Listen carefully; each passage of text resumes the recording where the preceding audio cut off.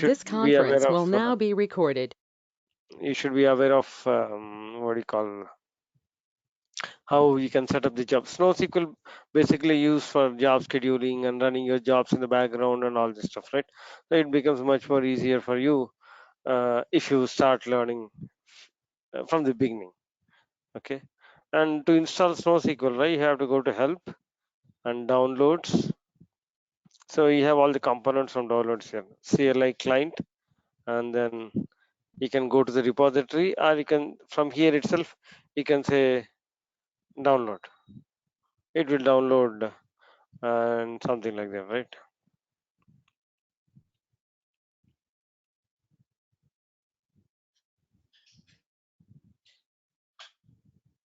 Okay, Bootstrap 1.2, and Darwin is for Mac, Linux is Linux, Windows is Windows. Okay, and 129 is the latest one. I have installed at 1.2. We do have 1 to 10 as well. 1 to 11, 1 to 12, 1 to 14 is the latest one, I think. This is released in March. So you can download this MSI and it downloads it. After downloading it, double click, it gets installed. And then after the installation, right? Hold on, guys, 1 second, please.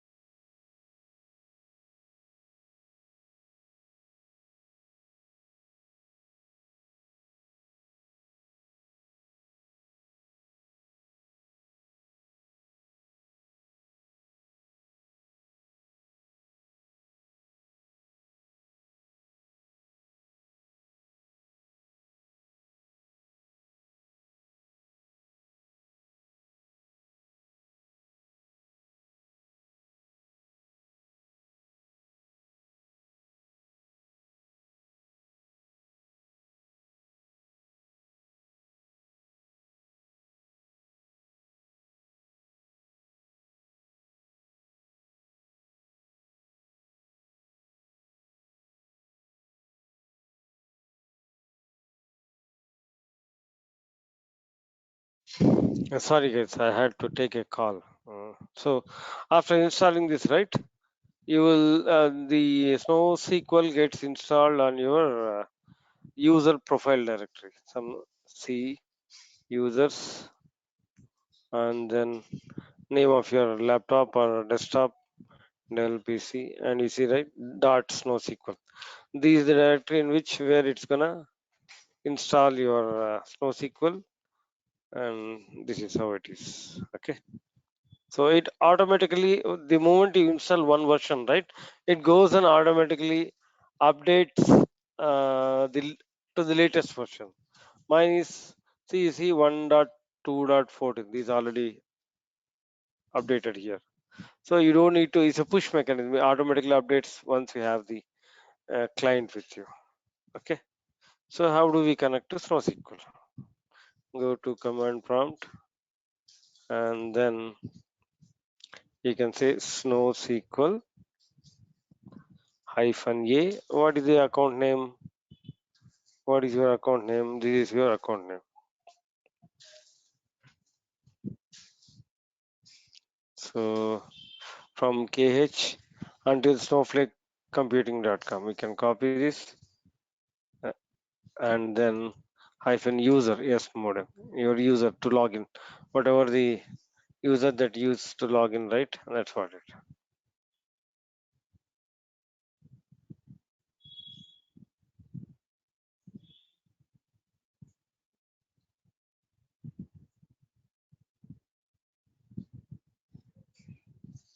Okay, it's trying to log in.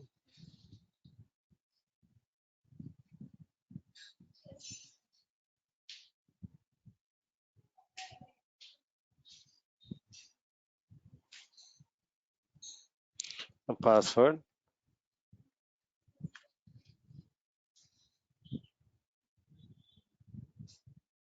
See, I have logged in. So version 1.2.14, and then there is no database, no schema.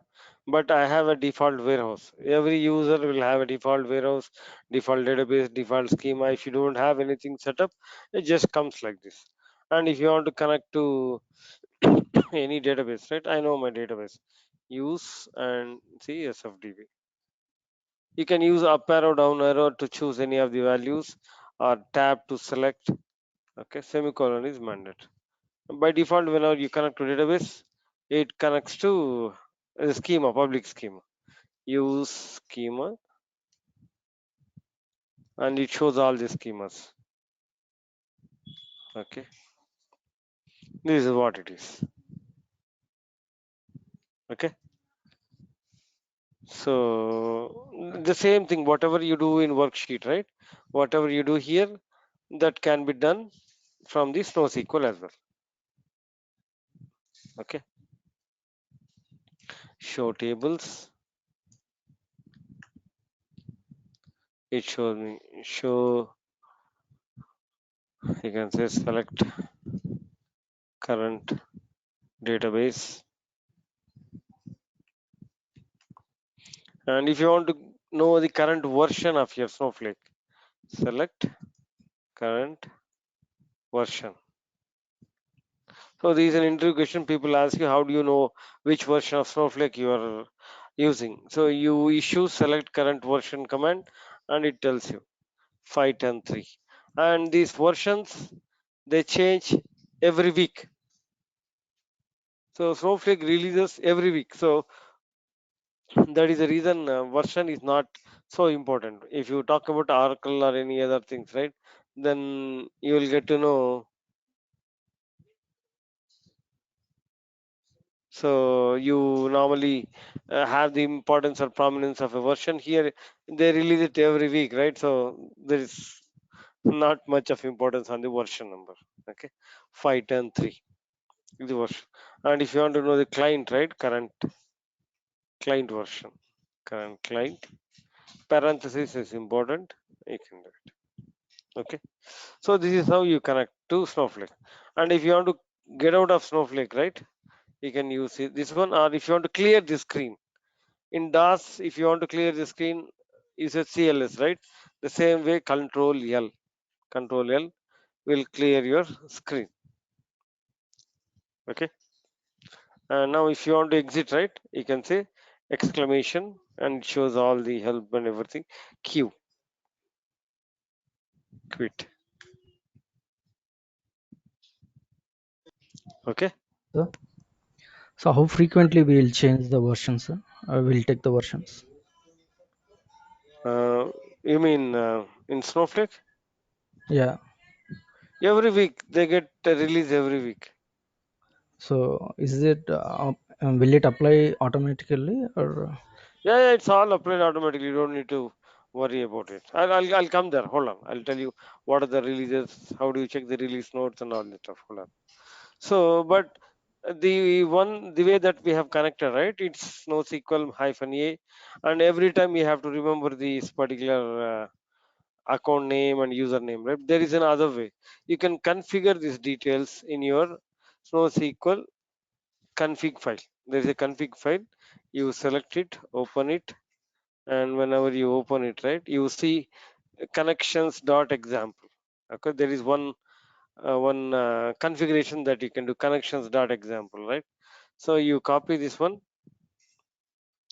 connections dot example, and then you make a copy of it and give your details. This is the account name that I am using.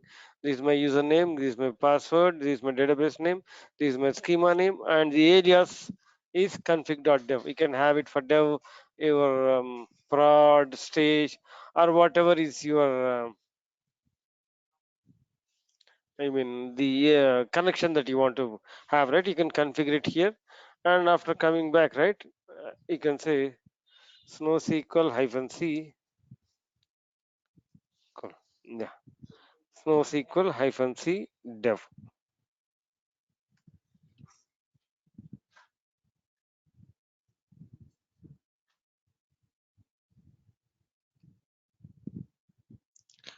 Okay.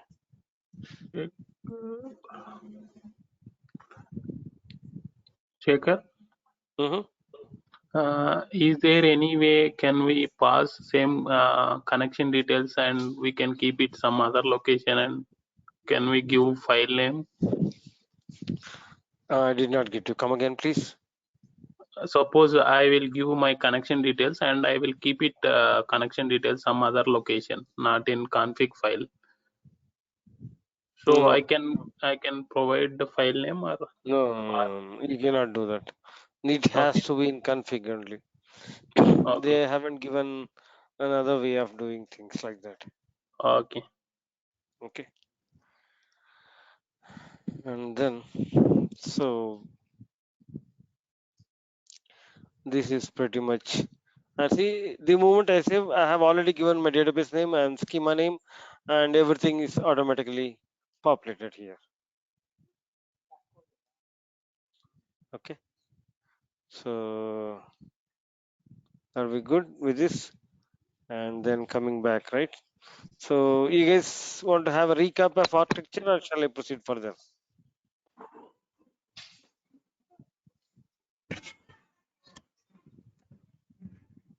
I'll just give you overview of the architecture one more time, and then we'll go to the releases and all the other stuff, editions and all this stuff. So, Snowflake is a cloud database like Oracle sitting on a cloud. They have already have a cloud one as well, but this is only for analytical purposes, data warehousing purposes.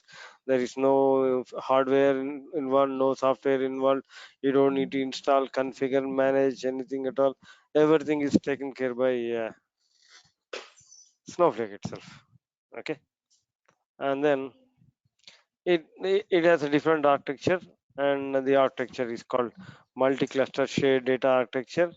That means if you look at this, the here the storage is only one, and then the storage is shared between different hardwares. That is the shared disk architecture. And then the shared nothing architecture, the hardware and the storage are tied to each other. They are not shared between any of them. So there is an intermediary thing that goes and coordinates with all the hardwares and then the respective storages and gets the data for you. Both of them have their pros and cons. And Snowflake, I can say that it copied these two things and got another one called multi-cluster shared data architecture. Okay. And as we spoke about, right, we have about three layers in Snowflake. One is the storage layer, one is the compute layer, and the cloud services layer. And the storage layer and the compute layer, they are differentiated. That means they're decoupled. So you can store millions of records, or you can increase your storage, and you can increase your hardware, and both of them doesn't have any dependency. The moment you run your query, you have to choose a particular cluster or the hardware to run your query. So without that, you cannot run. Without warehouse, the queries does not get executed. So you have to choose which. And the hardwares or the clusters, they have given different sizes called T-shirt sizes, and they start from extra small to 4XL. And how many servers do you So, have in 2XL? the one quick question. Who will take care about the security here? The Snowflake or the cloud side? Snowflake by default takes care of the encryption and everything. And as an admin or an architect, you have to have your security part of it. Okay, Okay. there are two things. The data that is sitting in Snowflake is encrypted by 4 levels: the root encryption, and then account level, and then the database level, table level, and the file level. There are 4 levels of encryption. It's not that easy to crack that. Okay, we'll see when we come to security, right? I'm going to explain you how things work with the security part of it. Okay, so how many servers are there in 2XL?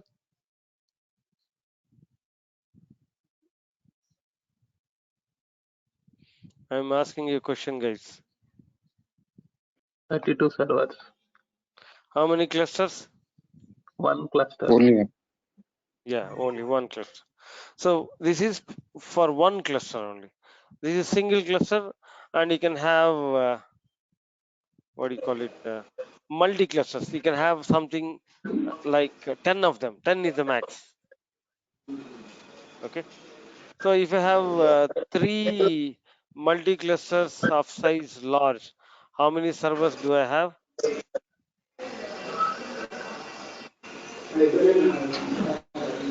3 8.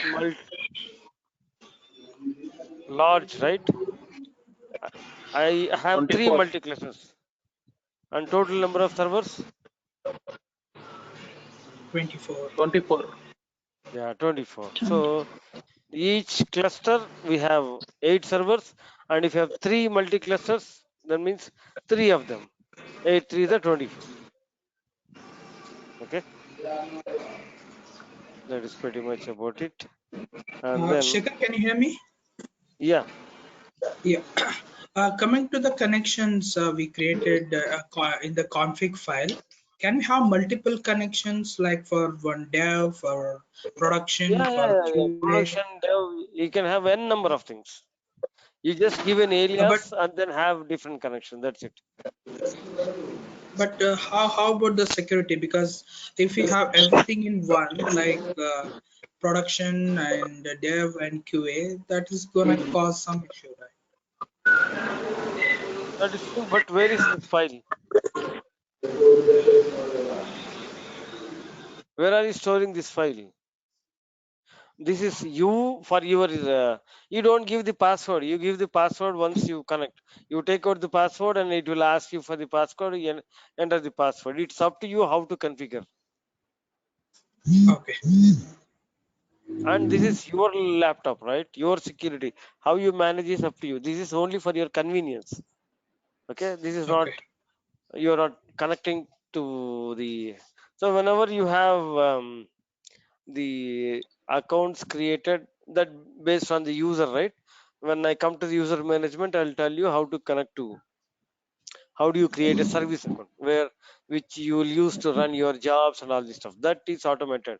Then you encrypt your password with RSA public key 128 or 256 key password encryption, and then you keep it in a server, and from there you can read and then automatically connect. So that is a different story altogether. This is for Oh, you as a uh, to make your life much more easier apart from nothing else. okay. Okay, yeah.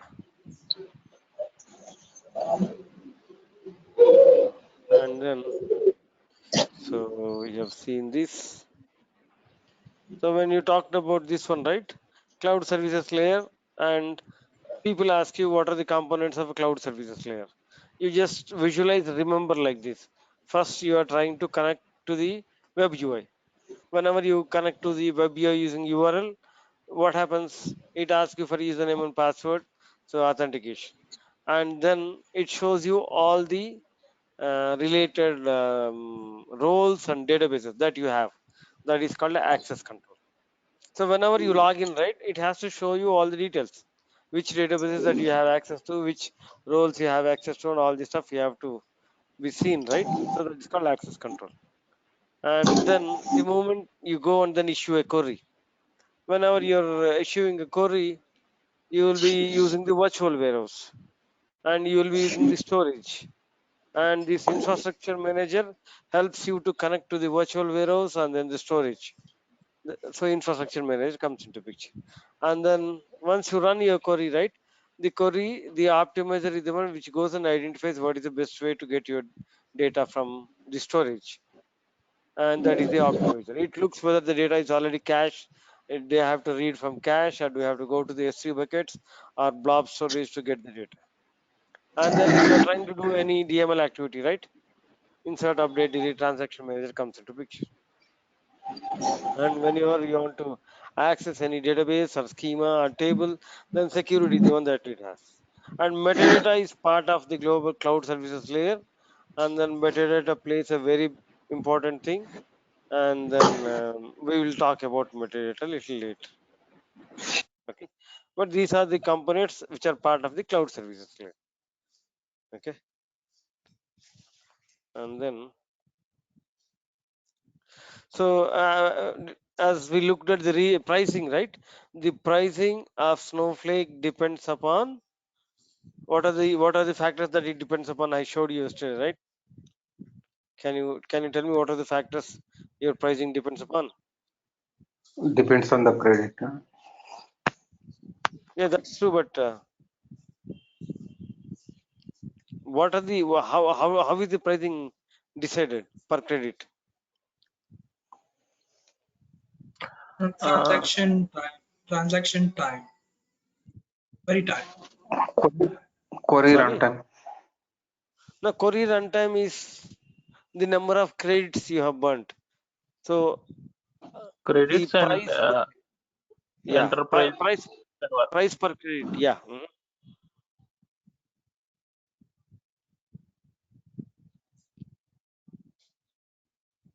Yes,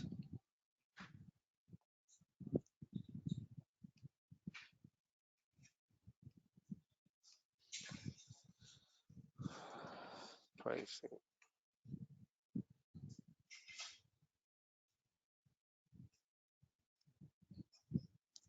Snowflake pricing depends upon, what is the first one? Cloud platform. And what is the second one? Region. Region. If you say East Coast North America, right? See, the price is, and again depends upon each edition. We have standard, enterprise, business, critical, virtual, Snowflake, right? So, and it changes, the price per cost per credit changes for a cloud platform, for a region, for an edition. So these are the three things that you have to have in mind when you talk about the pricing part of it. If you go and look at APAC Mumbai, right? The same thing.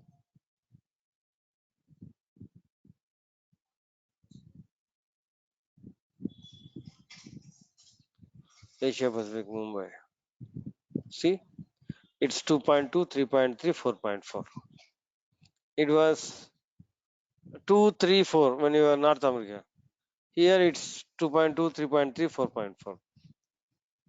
Okay. So the pricing depends upon the cloud provider and then the region. Okay. If you go and change your Azure, right? Azure, it's going to change. So I'll say Canada or something like Singapore.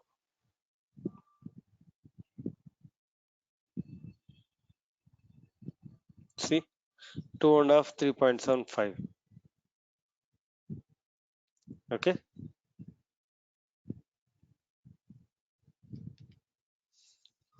So, and sitting in, you can choose wherever the account you want. My office account is in North America, West Coast, and then we access from India. The network latency is the only one. Apart from that, everything should be fine.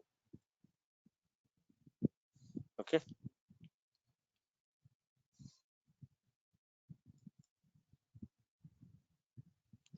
And then these are the cloud platforms, and we have talked about Snowflake regions, and then the pricing that I've given an example of this particular pricing. And there are some Snowflake editions comparisons, standard, premier, and this is the old version. This is a very old slide when I started my training. Previously there are about 5 editions, then they consolidated to 4 editions. It was standard, premier, enterprise, ESD, enterprise sensitive data, and VPS, virtual private snowflake. So they mixed standard and premier, and then they made it as one. And enterprise and ESD they renamed as business critical. So that's pretty much about it. Okay, and these are important things. Snowflake releases. So Snowflake releases, they do release new release and patch release. Okay, so they release happens every week, and then they do it in a staggered manner. So if you look at it, new releases and patch releases each week in the form of new features, enhancements, and fixes. The deployment happens transparently in the background. You don't need to shut down your system or anything. It automatically happens in the background. Okay, there is no downtime or disruption of service. Do you know how they do this release management? Can we prevent this applying the patches? Sorry, prevent what? Getting upgraded? Yeah. No, you cannot do that. You don't have any control over it. Okay. And why do you want to prevent? So for case take that reason, like I'm comfortable with the things and I'm not No, sure what is going to be the thing. yeah, it's not gonna. They do lot of testing and make sure your data is compatible, whatever the code that you're running is compatible, and then they'll update it. Automatic updation. You don't even know this happens in the background. Okay. Okay. So whenever you install Snowflake, right, or implement Snowflake on a cloud, the data that is that you'll have three sets of data, and these three sets of data will be in three availability zones. So you have a Snowflake region, APAC Mumbai. In APAC Mumbai will have three AGs, AZ availability zones they call it as. And these three availability zones, they will have three data sets. And then if one goes down, you still have two of them for your. This something similar to big data kind of thing, right? You have three different nodes, and then if one goes down, load balancing, the other two will handle. The same way, if one goes Yes, down, the other two will have.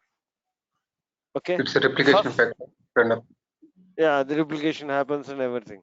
They do apply the release in one of the node which you are not using, and then they switch the node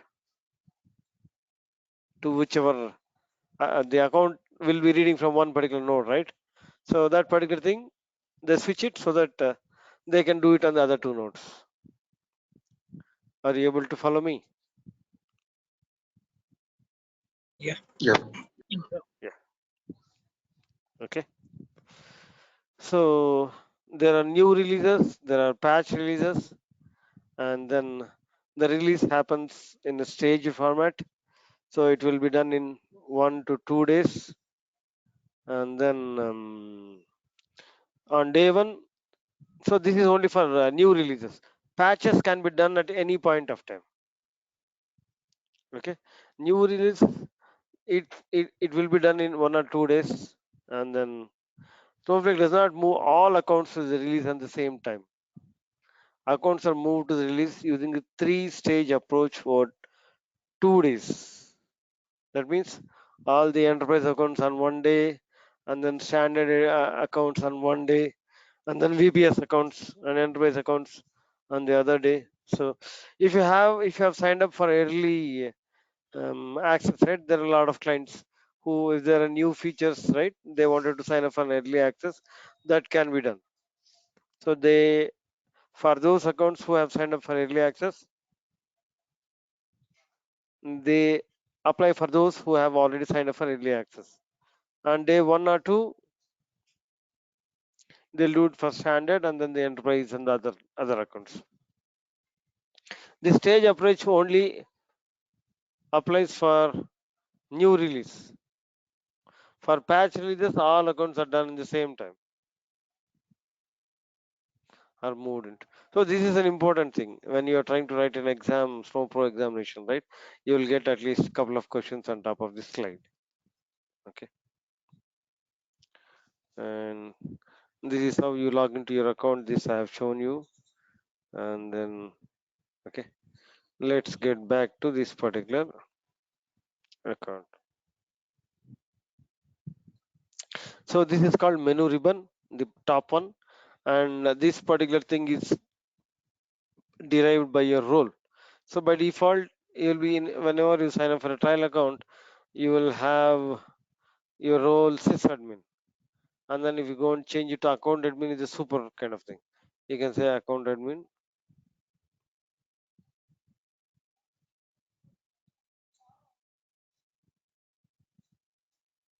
So if you look at this, right, and if you see, this you'll see an extra tab here, account. That is part of this account admin. Our security admin will have a tab. So this menu ribbon works with your role. Okay, and if you're trying to get into databases, this is one which shows you all the databases, and you can click on any database and it will show you all the tables, views, schemas, all the other stuff. Okay, and if you click on a schema, right, I don't think they cannot click on schema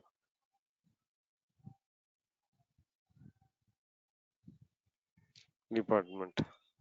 So this is called a breadcrumb trail. It keeps on the flow. It shows you the flow where it has. Okay, so this is for databases. But if you want to create a table, right, you can create a table here as well. But when you create a table and the menu ribbon part of it, right, who will be the owner? Whoever is the role that you have selected here. So make sure that you select whatever the role that proper for your table creation. Okay, when you're trying to create a table from web UI, and then the shares. This is the other sharing where you are trying to share your data to anybody in the world, and then it's very instantaneous. The real-time data sharing. You don't need to have an FTP or anything at all. Just if they have the URL, that is good enough for them to look at the data, read the data. Okay. And data marketplace is something like you can sell your data, you can buy data, marketplace, data exchange, data marketplace. So there are two concepts in data sharing. Using the same sharing technology, you can sell your data to anybody. Okay, and so this is safe grab food traffic patterns here. So if you go on request site, you'll get you there are some free data available for you, all the COVID data and everything. If you look at the right data marketplace, so these are all the financial data, marketing data. You can choose any of them and then request. If it is free, they'll get you. You will create an share in your database. Once we come to sharing, right, I'll explain you how these things work. Okay, and then the next one is warehouse. You can create warehouses. If you have the permission to create warehouses, you can create your warehouses. And I have created all of them: small, medium, large, extra large, 3XL, and all this stuff. Okay, and see, all of them are suspended because I'm not using them. If the warehouse is suspended, you're not charged for it. Whenever you run a query, you will wake up the warehouse, and then from there only you will be charged. Okay, and this is the worksheets, and these worksheets, right, this is the context sensitive menu. So based on this menu, this object navigator gets modified. If you see if I go and then say change to sysadmin, right, see there was a snowflake database that is gone. If you go and use account admin, see, you'll see a snowflake database. So based on the role, the object navigator gets changed, and this is context sensitive menu. And these are worksheets, and you can have 100 worksheets. Okay, And then if you see, right, the moment you open a worksheet, you have the whatever the role here will be automatically selected here. If there's a role, if you change it to sysadmin, right?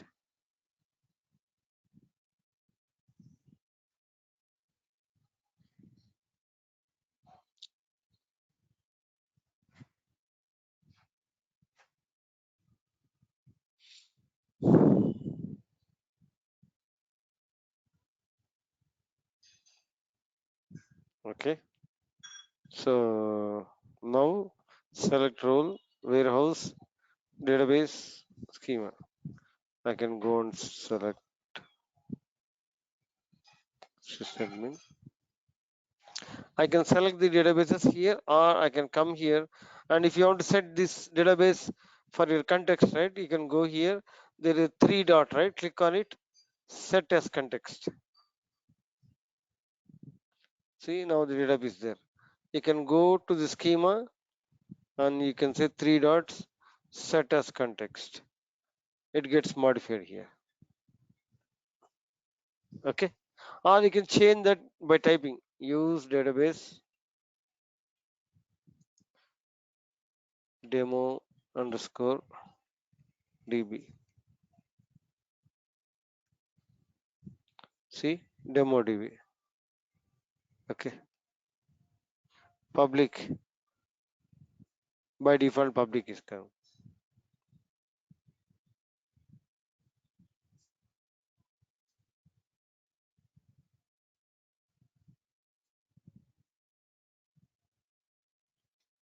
Okay. This is how we can work with the worksheets. Okay. And I've shown you how to work with the so SnowSQL is one single session. Web UI you can have multiple sessions.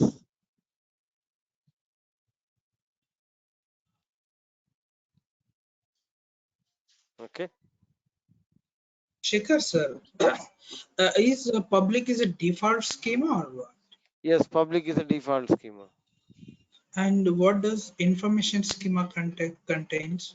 Yeah, that's where I'm coming there. So whenever you talk about this particular thing, right? Whenever you create a database, by default you have a schema called information schema, and this is a metadata schema which has all the views.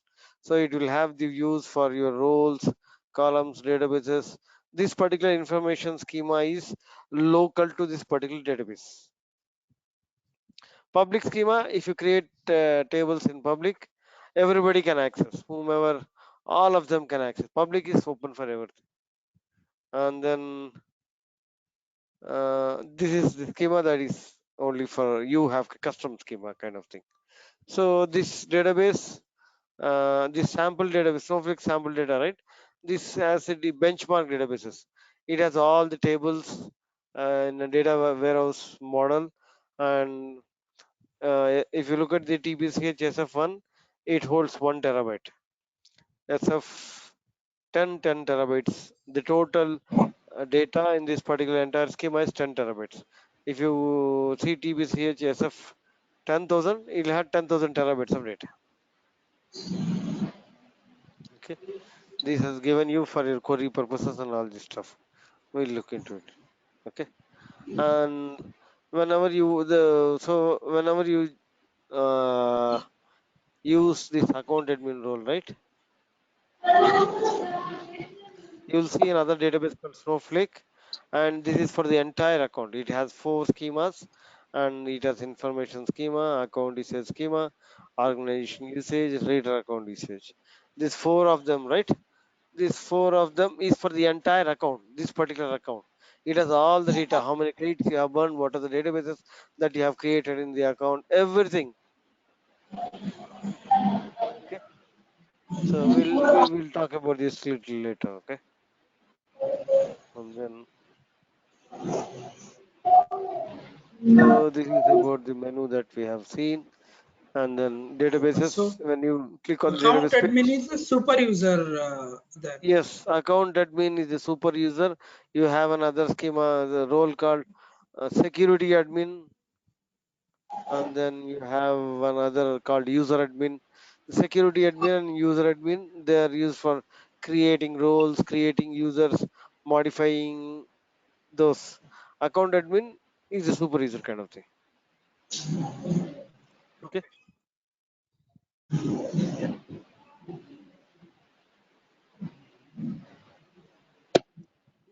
Okay. So that is pretty much about it. Okay. So I think I have given you a fair overview of the architecture and the web UI and the connections and all this stuff. So the regular weekend batch starts tomorrow morning. I'll send you 8 o'clock. Tomorrow 8 o'clock, Saturday, and then there will be evening class as well, and then Sunday morning and evening. So so probably I'll be covering. It's a 5 week program. If I fall short of any stuff, right? Probably I'll take 1 or 2 days. That too in the evenings like this, or in the mornings. Depends upon how we'll have a consensus, and then we can accordingly we'll just take that. Okay. So the first batch starts tomorrow at 8 o'clock. So Cindy is going to send you all the details of it. Okay. So Shekhar, is the Shekhar, class what on is the tomorrow then? Sorry. One person at a time, please. Yeah, what about on tomorrow and day after tomorrow? The sessions will be continue or like? Not in the evening. We'll have, basically Saturday morning one session, Saturday evening one session, Sunday morning one session, Sunday evening one session. You won't have classes on the weekdays. It's only weekend batch. Okay. What about tomorrow? Tomorrow, what time that batch will be start? We will send it out. You are part of the WhatsApp group, right? Yeah, yeah. You will get that tomorrow at 8 o'clock. Tomorrow morning at 8 o'clock. is the Sindhu evening is time, gonna Shekhar? send you. Sorry. Evening timing? Evenings the same timing, 7 o'clock. 7 o'clock. Yeah. So So will do be we one and have a half to hour, 1.5 attend hour, both the or class? Sorry. Go ahead, Shikha. Depends upon the topic. We might wrap it up early, and if the topic is a good one and we have to stretch a little bit, yes, I have to cover the entire content, right? You have to cooperate with me, please. So tomorrow morning will be continuity. Again, the evening batch will be continuity of the morning, and the Yes. day after tomorrow morning and evening. So all these are continuity. They are not fresh batches, right? No. So see, Okay.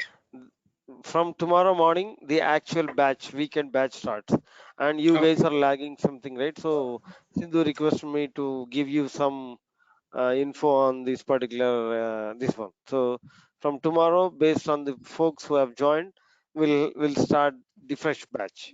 Think the fresh batch starts from tomorrow morning. Okay. Fine. Okay. Yeah.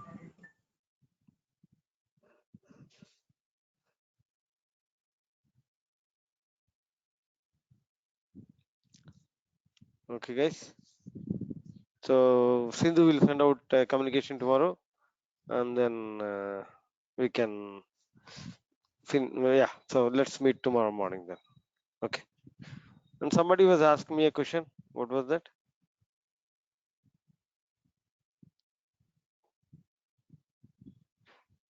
If we don't have any questions, probably we can wrap it up. Okay. Let's catch up in the morning. Sure, Shikha. Thank you. Yeah. Thank you.